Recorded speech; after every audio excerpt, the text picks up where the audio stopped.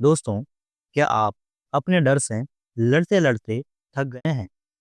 क्या होगा अगर मैं कहूँ कि डर पर काबू पाने के लिए लड़ना ज़रूरी है ही नहीं? अक्सर डर का सामना करने से वो और बड़ा लगने लगता है। तो क्या कोई दूसरा रास्ता है?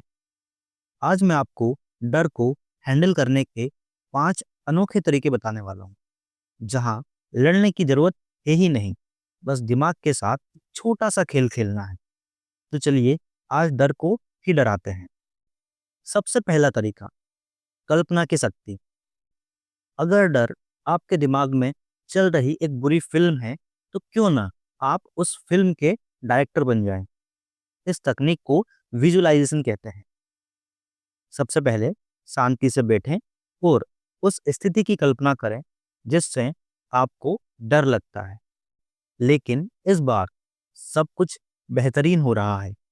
अगर आपको स्टेज पर बोलने से डर लगता है, तो कल्पना करें कि आप पूरे आत्मविश्वास के साथ बोल रहे हैं और लोग मुस्कुरा रहे हैं और आखिर में तालियों की गड़गड़ाहट से हॉल गूंज रहा है। आपका दिमाग एक मजबूत कल्पना और हकीकत के बीच फर्क नहीं कर पाता। जब आप बार-बार सफलता की कल्पना करते हैं, तो आपका दिमाग उस स्थिति के लिए तैयार हो जाता है और घबराने के बजाय सोचता है, ये तो मैं पहले भी कर चुका हूँ, तो इस बार कोई दिक्कत नहीं है। अब जानते हैं दूसरा तरीका, डर को उत्साह में बदलें। अगली बार जब आपको डर लगे और दिल की धड़कन तेज हो, तो खुद से शांत हो जाओ। कहने की बजाय जोर से कहो, मैं काफ़ी ज़्यादा उत्साहित हूँ। मनोवैज्ञानिक रूप से डर और उत्साह की शारीरिक प्रतिक्रियाएं लगभग एक जैसी होती है। फर्क सिर्फ हमारे दिमाग के लेवल का है। डर एक नकारात्मक लेवल है जो प्रदर्शन को गिराता है, जबकि उत्साह एक सकारात्मक लेवल है जो ऊर्जा देता है। इस तरह आप घबराहट वाली ऊर्जा को प्रदर्शन बढ़ाने वाले ईंधन के अंदर बदल रहे होते हैं। अब बात करते हैं तीसरे तरीके के बारे में, जो है कि आप हमेशा अपनी पहली 3 लाइनें रट लें। किसी भी काम का सबसे मुश्किल हिस्सा उसको शुरुआत करना होता है, स्टार्ट करना होता है। पब्लिक स्पीकिंग हो या प्रेजेंटेशन का शुरुआती डर खत्म करने के लिए यह तकनीक शानदार है। पूरी स्पीच रटने की जरूरत है ही नहीं, बस अपनी स्पीच की पहली 3 लाइनें शब्द दर शब्द रट लीजिए।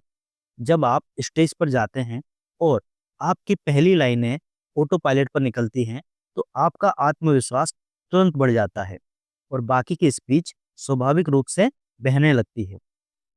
चौथा तरीका है शारीरिक हरकतों से दिमाग को भ्रमित करें।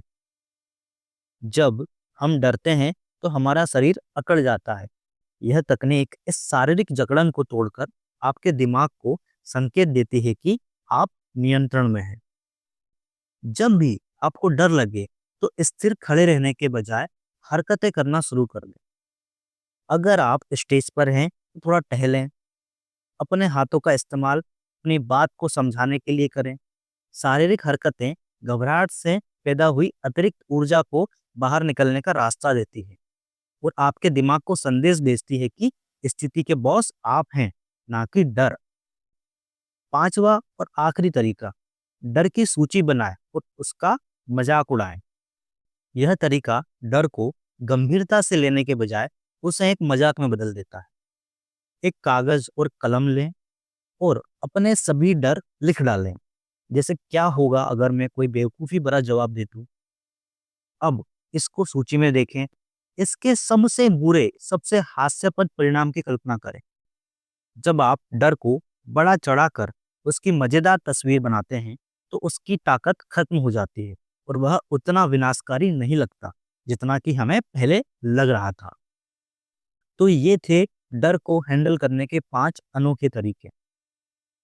याद रखिए, डर एक स्वाभाविक भावना है। इन तरीकों से आप डर से लड़ नहीं रहे, बस आप उसे एक नई दिशा दे रहे हैं। डर के आगे जीत है और उस जीत का रिमोट कंट्रोल अब आपके हाथ में है। दोस्तों, इन 5 तरीकों में से आपको सबसे दिलचस्प कौन-सा लगा, नीचे कमेंट्स करके ज़रूर बताएँ। अगर इस वीडियो ने आपको एक नया नज़रिया दिया है, तो लाइक करें और दोस्तों के साथ शेयर करें। और ऐसे ही कंटेंट के लिए चैनल को सब्सक्राइब करना ना भूलें। तो फिर मिलते हैं एक नई वीडियो के साथ में और एक नई जानकारी के साथ में। धन्यवाद दोस्तों।